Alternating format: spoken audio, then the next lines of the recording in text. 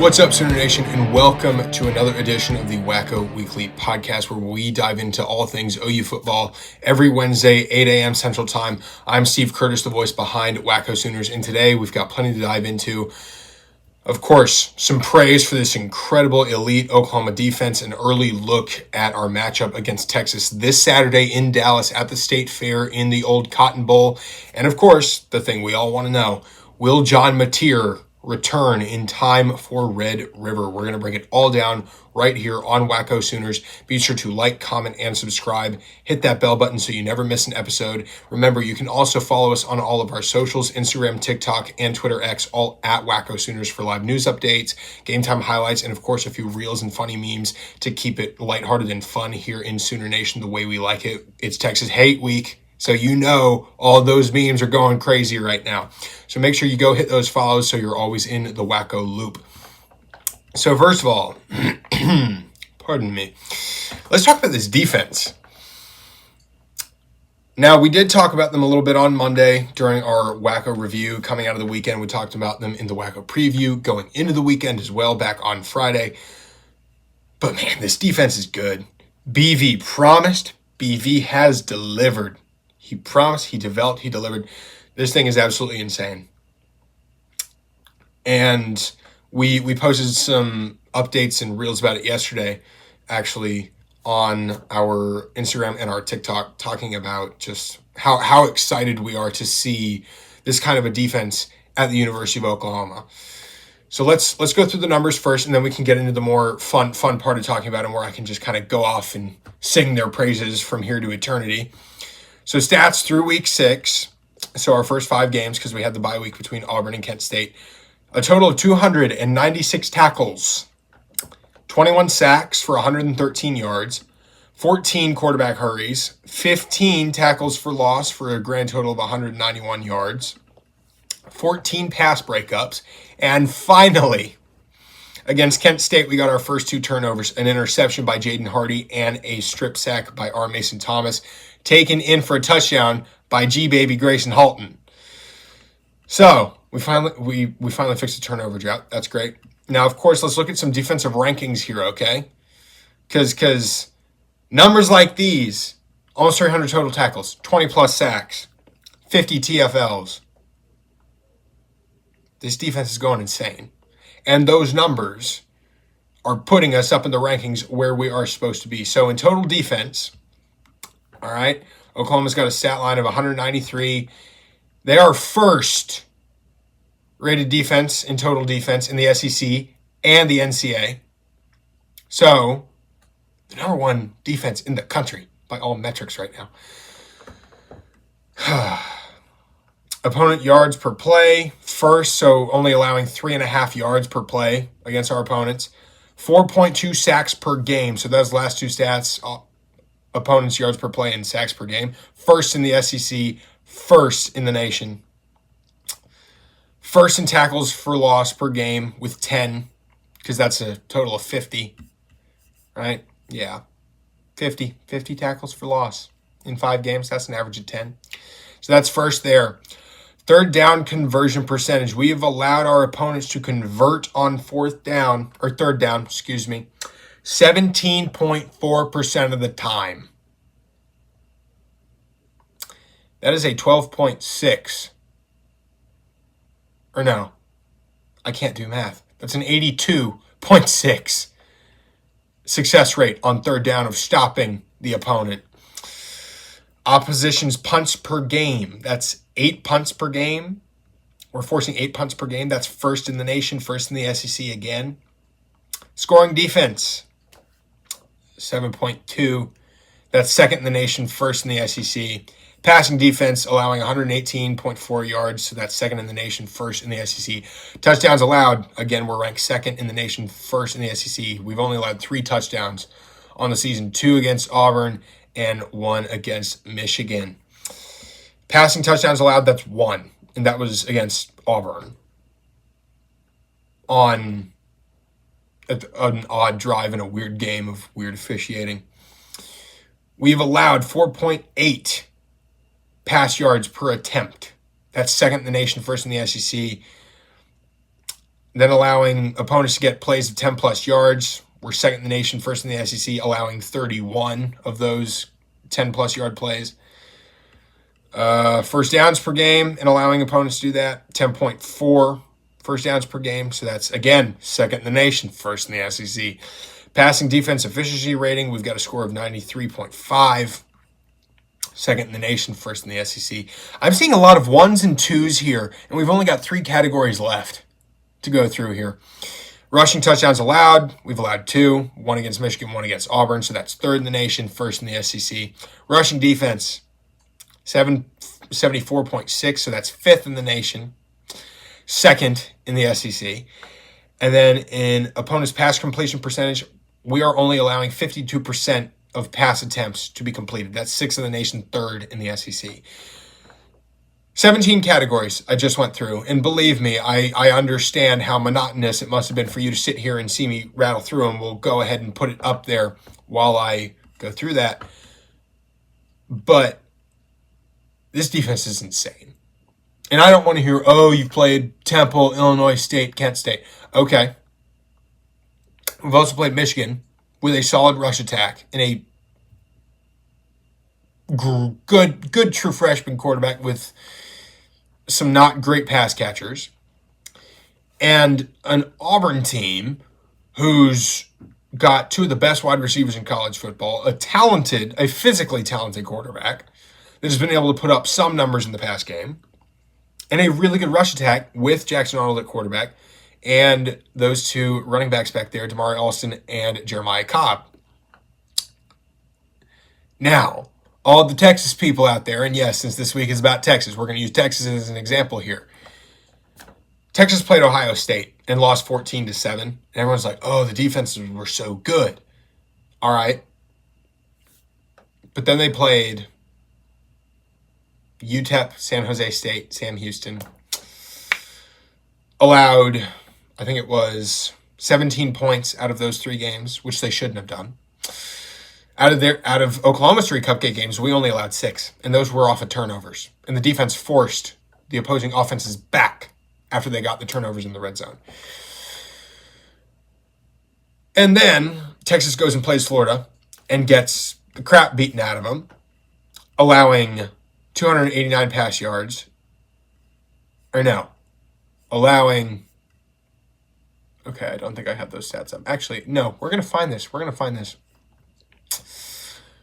Yeah, this Texas defense allowed 457 total yards from Florida, 298 passing, 159 rushing.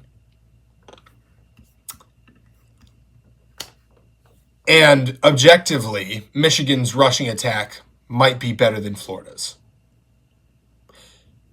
Just their resume won't say so because they play in the Big Ten. Auburn's rushing attack should be better than Florida's. Now, of course, because A&M absolutely stuffed the Auburn run game a couple weeks ago, we're not going to see that on the resume. But Oklahoma's played some pretty good rushing teams. They played a pretty good passing team, minus the quarterback issue, because the quarterback had opportunities and just couldn't deliver. All the physical aspects were there. So this whole Oklahoma defense is legit. I don't want to hear you've played 3 cupcakes and Michigan's not that good, Auburn's not that good. No. Auburn's not going to be that good just because their quarterback and their head coach can't put it all together. But they have all the physical capabilities to do it. It's all up here that they can't do it. And Michigan is going to be just fine. So I don't want to hear Oklahoma hasn't played anybody. Because I bet you, if Oklahoma beats Texas, now I'm pretty sure we're going to beat Texas, but I don't want to jinx it. So if Oklahoma beats Texas and Texas looks bad, everyone's going to say, oh, Oklahoma's won 6 games, but they haven't played anybody. And it's going to go on like that for the rest of the year. And even if we make it to the postseason, into the playoffs, half of Oklahoma's schedule, they didn't play anybody. Sorry, not my fault that the schedule that was supposed to be one of the roughest in college football has turned out to be not as difficult so far as people have projected it to be. That's not our fault. I don't know what to tell you there. That is outside of Oklahoma's control. But through the first 5 games of the year, they have performed better than everyone else. And everyone else in the SEC has had mostly the same opportunities to play 2 to 3 cupcakes and a couple of tougher games. We are about to hit the 7th weekend of the season. All these other teams have had the opportunity to play real competition and cupcake competition. So, and Oklahoma's has performed better against their comparable competition than other teams have. So, that's my soapbox on that. I don't want to hear the Oklahoma hasn't played anybody. Now, as for the minutia of this Oklahoma defense, I just love the culture, man. I remember when BV was hired back in 2021, December. I'm a senior in high school, all set to come to the University of Oklahoma. I'm excited. And then Lincoln decides he's leaving, and we hire Brent, and that man said all the right things from the get-go, at least to me, who even at that age, 18 years old, was still a big picture thinker. I was hoping that 2022 was going to be great. It wasn't. I was young. I was inexperienced. I didn't know enough to be afraid. But I believed in the vision, and I defended BV all through 2022, said give him time. It's not going to turn around in a year. 2023, we looked better. Lost a couple of big moments. I still said give him time. 2024. Oh, gosh, 2024. I was getting lit up everywhere for saying I thought BV was the right man for the job. And so far, he's shown improvement as a head coach. He's made all the right decisions. He hired a great OC, brought in a great quarterback, went with the AD to hire a great GM in Jim Nagy and give him the reins of managing the team or managing the program while he focuses on coaching the players, game day, and making that locker room what it needs to be. And that locker room, the values that they have, the dedication, the preparation to a standard, the loyalty to each other, serve the team ahead of myself. The amount of community service that this team is involved in the greater Norman area, and how many of these players do little camps with younger kids is fantastic. Lincoln Riley teams could never imagine, could never dream of being as high quality individuals with good values, in my humble opinion, as these Venables guys could. And it's great to see that come back. It's great to see it come back. This is the Oklahoma of my earlier childhood under Bob Stoops when Venables was still there as DC. And the Oklahoma that my parents and my grandparents tell me about is that family-oriented, go-to-work, blue-collar type of mentality. And you'll love to see it. You'll love to see it come back. And that toughness that comes with it, too. And that leads us actually into our next segment, Red River. All right, we're going to do some offensive comparisons, just a little bit of an early preview. We'll look a little bit more at the defenses on Friday for our Wacko preview going into the weekend and the Cotton Bowl. So, we still don't know what's happening with Mateer, and we'll talk about that a little bit later. And somehow Texas is still a favorite for the game on Saturday, a 2.5 favorite. I don't know how, I don't know why. They're unranked, they're 3-2. They choked against a 1-3 Florida team. I don't care if Sark said it was at home, at the Swamp. Oh, it's at the Swamp. Send all 135 other teams down to the Swamp, see how they do. Buddy, just take accountability. You lost. You didn't perform.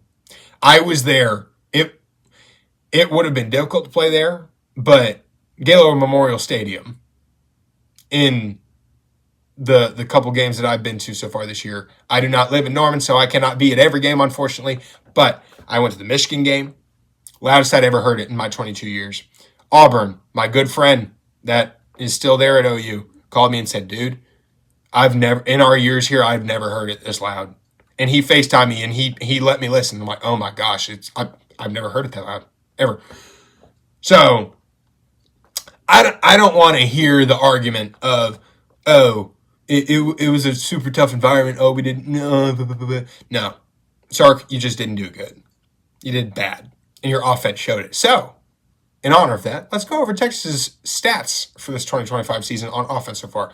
So they've got a grand total of 2,096 total yards, 89 of 148 on passes, so that's 60.1% completion, 1,233 pass yards. Okay.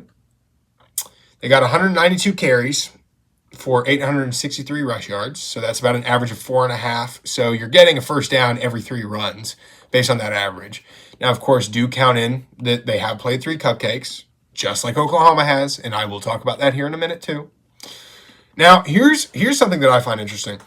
Texas so far is 22 for 64 on third down. So that's about 34.4% conversion on third down.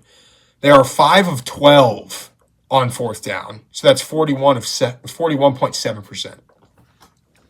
And their red zone conversions, they are 17 of 22 in scoring in the red zone. 13 of those 17 were touchdowns. So 13 of 22 red zone touchdowns. So that's about 59.1 is when you get a touchdown when you're in the red zone. And then 4 of 22 were field goals. So that's about 18.2. So a total red zone conversion of 77.27, which isn't bad by any stretch of the imagination. Not at all. I think those couple of red zone calls that you had against Ohio State on the goal line should have taken 3 when you had them, instead of just trying to run right into the gut of that Ohio State defense. Because Sark is notoriously terrible when it comes to goal line situations. 2023 Red River, baby. 4 times from the 1, turn back around and go the other way.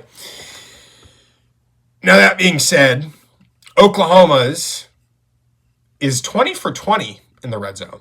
So that's 100% conversion, okay? So 15 of those 20 conversions in the red zone were touchdowns, and 5 of them were field goals. I like that. And I think it's safe to say both the Michigan defense and the Auburn defense, both of those defenses are excellent defensive units. I think both of them are better than Florida's. I don't think that they are better than Ohio State's. So, take with that what you will. Now, Oklahoma's total stats over the offensive side of the ball this year, grand total of also 2,096 total yards, if I'm not mistaken. No, I did that math wrong. I think I forgot that math. Well, 1,390 pass yards and 686 rushing yards, okay? So those are the yardages. So that's 111 for 171 on passing. So that's about a 65% completion. Then 181 carries for those 686 rush yards. That's an average of about 3.8. Not great, but you're still getting a first down every 3 runs. Now, are we putting that together in a game? No. But in a perfect world where you're doing that 3.8 yards per rush every time, you are getting first downs. All right, Oklahoma's also 29 of 65 on third downs. So that's 44.6. Remember, Texas's is 34.4. Oklahoma is 4 of 5 on fourth down, so that's an 80% conversion compared to Texas's 41.7. And then we talked about those 20 for 20 in the red zone. So Oklahoma does have more total yards. I think I screwed up on the... Actually, wait. I don't think I screwed up on that math. Hold on. Where's the calculator? We're going to do this here real quick. We are going to do this like the child that we are, because I can't do math. Okay. Oklahoma has 20 fewer yards on the season. We have 2,076, while Texas has 2,096. Okay, that's fine. We still have more pass yards and a better completion percentage, and our starting quarterback's better. I'm happy with that.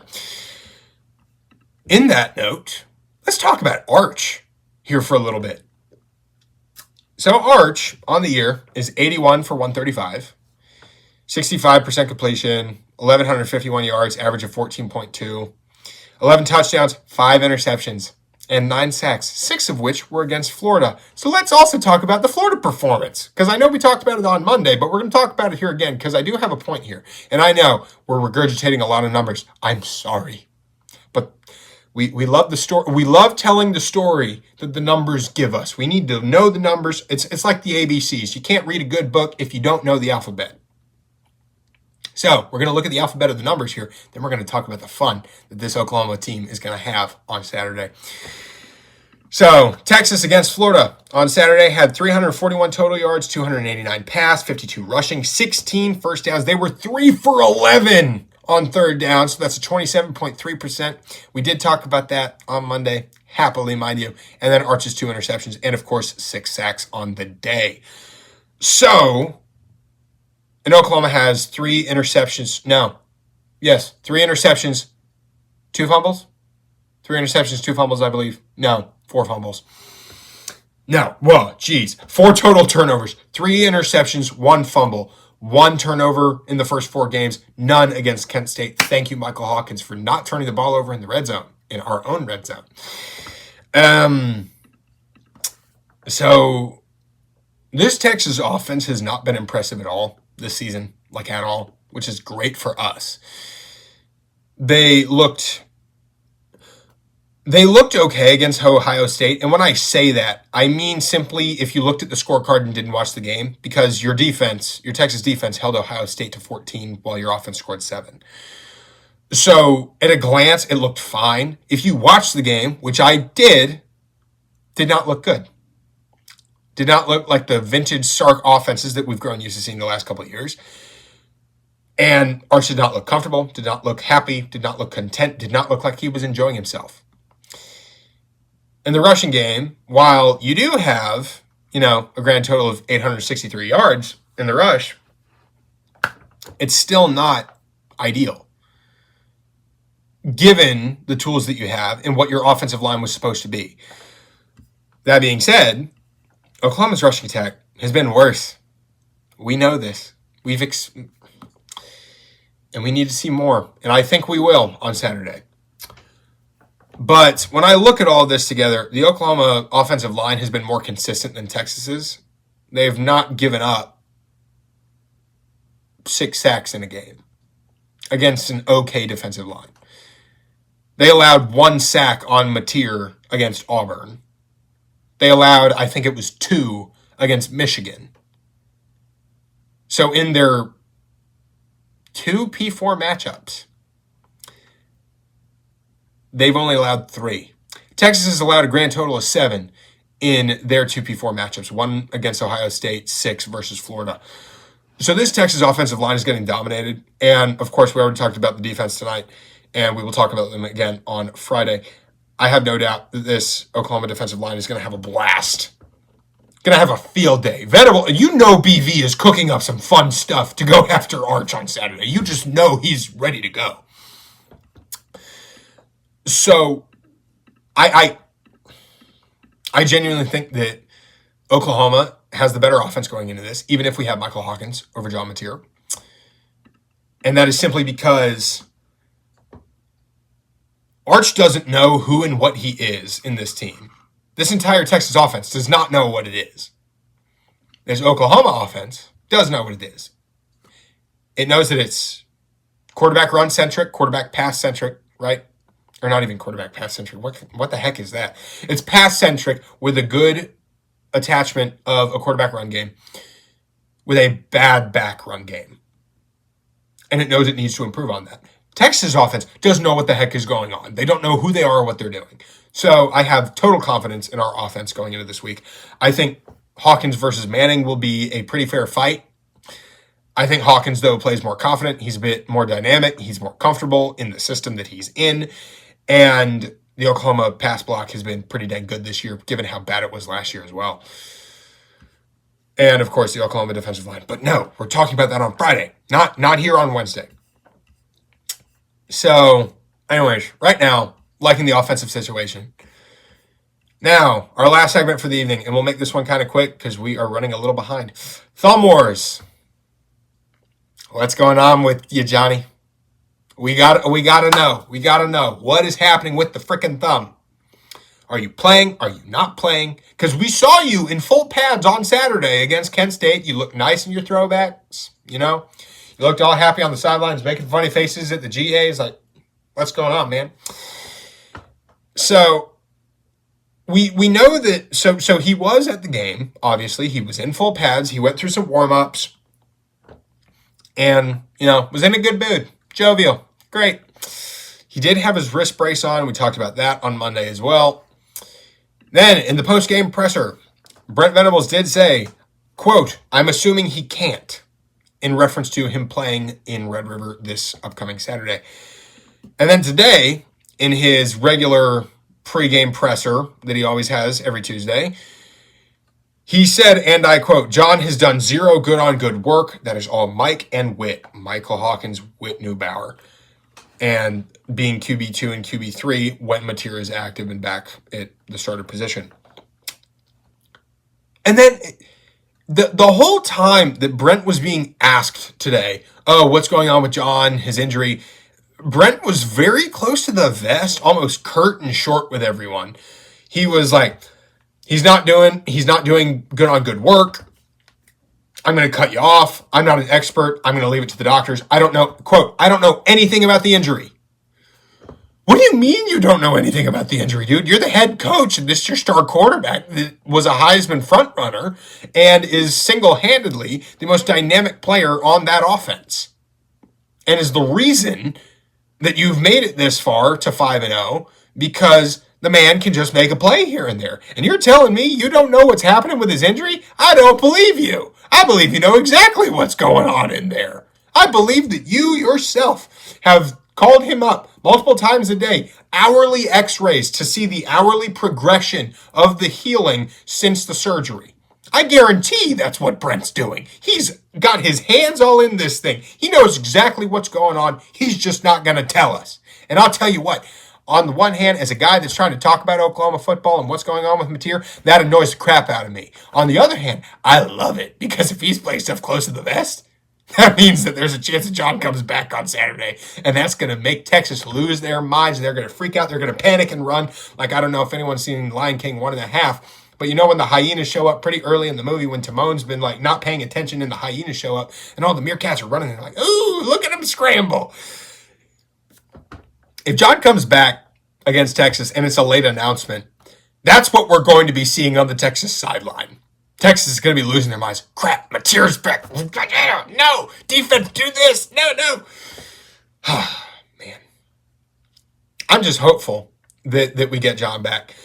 Because at the end of the day, like, Brent can say that he doesn't know what's going on all he wants, or I'm going to cut you off, not going to talk about it, I don't know what's happening, or he's doing zero good on good work, and I feel like if you're going to play, you should be doing good on good work. None of that's happening, according to Brent at least. And I was listening to Sooner Scoop's practice report earlier this afternoon, would have been Tuesday afternoon, actually. I was listening to that, and George Sawyer was saying, got together with some of the other guys with the Oklahoma and Tulsa World, and like we got together in a huddle, and we're thinking, okay, how are we going to try to coax information out of Brent? And they asked him like 3 different kinds of questions, like all together at the same time, trying to corral him. And Brent was just like, no, everything's right here. We're keeping it right here. We're not talking about anything. And then add to it, Monday, the Sooners practiced indoors at the Everest Center. You want to know what Brent's excuse for that was? Oh, we recently got air conditioning installed in the building and trying to make the guys more comfortable, be mindful of the climate.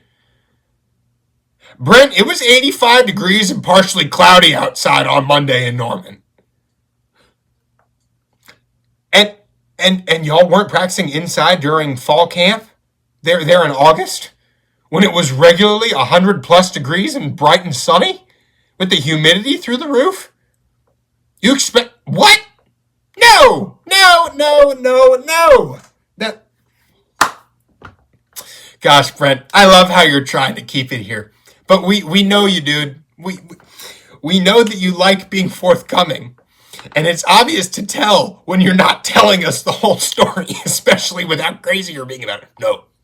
Oh, mindful of the climate. Buddy, you aren't mindful of the climate. You're a tough nails dude. You're not doing that. No. Oh, man. I just get so excited about this part because, all signs are pointing to the possibility, not a guarantee, that John will be back on Saturday against Texas. There's no guarantees here. Now, mind you, Jared Goff had this exact same injury, went to Steven Shin, came back, and 12 or 13 days later went to a playoff game and played well. So, And if we know anything about John, and we've talked about this multiple times already, the man is a competitor. He's tough. He played through that injury through 85, 90% of that Auburn game. That man is tough. He wants to play in this game. He grew up north of Dallas and went to this game in 2020. Okay? He grew up a bit of an Oklahoma fan. He wants to play in this game. And I think, God willing, and all medical possibility agreed with, or in reconciliation, or conciliation, I don't know what the word is, but in agreement with the possibility of Mateer wanting to play, or the certainty of Mateer wanting to play, and the possibility of all medical stars aligning here to where he can, if he can, he's going to go play. And he's going to ball, and he's going to go crazy. And there are three ways that I see this happening in terms of the announcement. We will not know until Friday night at the earliest whether or not Mateer is starting or not. They're going to keep this close to the vest. They're not going to talk about it. They are not going to put it out to anyone. And I bet you on the first injury report that comes out on Thursday every week per Papa Sankey, or per Papa Sankey's requirements of all his SEC teams, John will be listed on the initial injury report on Thursday as doubtful. Friday, he may come up as questionable, or just announce that he's going to start. I bet you that's not what they do. Now, another thing they could do is they come in, John is doubtful the whole time, and then Saturday morning it's like, actually, you know what? He's going to start. Okay. Now, what I'd love to see, and I saw this in someone else's TikTok comments, so I cannot claim this as my own thought, but I saw it and I wanted to share it. I would love to see us go into Red River on Saturday, and one of two things happen. One, the hype video with Dr. Stephen Shin saying, there's only one, Oklahoma. And then Mateer comes out and the crowd goes crazy. And then Texas has time to decide, okay, we're going to play against John Mateer. We're going to go with that defensive game plan. Now that I've thought about it, and I saw this in a TikTok comment section, I want Michael Hawkins to get the first offensive snap of the game. Then in tempo, swap out the quarterbacks. And Mateer's in for the rest of the game. So Texas starts the game, okay, we're going to play with this Michael Hawkins game plan. Then Mateer comes in, and John just goes nuts, and they're freaking out on the sidelines. Hence the Meerkats and Lion King wanting to have panic and run kind of reference I had going there a little while ago. So, do I think that's going to happen? No. That would be cool. That would be hilarious. But we will just have to wait and see. We don't know what's happening. Who knows? John might not play at all. John might just be on the sidelines, no matter how much it hurts him, how much we'd be bummed. I'm still behind Michael Hawkins. I'd be more confident in winning if John was starting, but it is what it is. I still have faith in Hawkins, don't get me wrong. I just like our odds with Mateer more. Now, all that together, it's going to be a day-to-day thing. Who knows? They may just decide not to keep it hidden and just announce it first thing in the morning. Yeah, Mateer feels ready. He's going to start. Texas will still have to prepare for both quarterbacks in the event that Mateer isn't feeling it or he gets hurt again. Either way, Texas is doing equal amount of preparation for two quarterbacks, which is fine. They're just wasting time one way or the other, prepping for two when they're probably going to be playing one. This whole thing has just added to the intensity of this week and the lore of the rivalry. Because to me, this is my favorite week of the year. The anticipation. I can't sleep during Red River Week. I can't. I'm too excited. I have not been able to sleep through a Red River Week since I was maybe 13 years old. I'm just so excited. I'm so nervous. The energy's running. The blood's pumping. It's great. It's always a crazy game, crazy rivalry. Or not always. Usually it is. 2022 and 2024. But I'm just really excited to see how all this plays out. I'm looking forward to seeing how it's going to turn out. It is without a doubt one of those top three rivalries in college football. I make the argument for first. I know plenty of other people say the game, Ohio State and Michigan, or Iron Bowl, or Cocktail Party, or Army Navy. Pick your rivalry. Rivalries in general are just great. This one just happens to be my favorite. So, of course, there's some bias there saying that I think it's the best. I just think the neutral site split on the 50 instead of vertically, it just makes it that much different. And with the state fair is the backdrop and big techs and just all the food and just everything about it just makes it one of the best rivalries in college football. In my opinion, the best. Again, I'd love to see John sit out longer if he's not up to it, because the likelihood of a John Mateer rerun in 2026, I'd love to see that. But if he can play, I want to see him tear it up. I want to see him play, and I want to see him play good. I want to see him play real bad, but I want him to play good, but I want to see it real bad. But if John comes in, he will be out for blood. This Oklahoma defense will be out for blood. This Oklahoma offense around John, or without John, with Mike too. I think this entire Oklahoma team, period, is out for blood. We're hungry. We smell blood in the water. We are sharks or hyenas circling for the kill. That I genuinely believe that.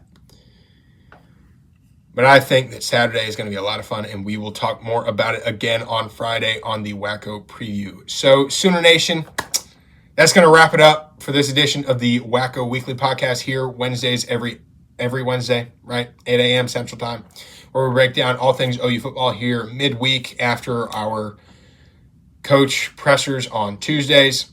Be sure to like, comment, and subscribe. Hit the bell button so you never miss an episode. Remember, go follow us on all of our socials, Instagram, TikTok, and Twitter X, all at Wacko Sooners for live news updates, game time highlights, a couple memes and reels to keep it lighthearted and fun like we like it here in Sooner Nation. Remember, it's Texas Hate Week. So go on there and send me your memes. All right? I need more. I don't have time to make all of them. I need y'all's help. I need y'all to get engaged here. But yeah, go hit those follows. Make sure that you're always in the Wacko loop, okay? We love having you here. So appreciative that you've come here to us or to me to get all of your OU football news. Anyways, that's going to do it for today, guys. Boomer Sooner.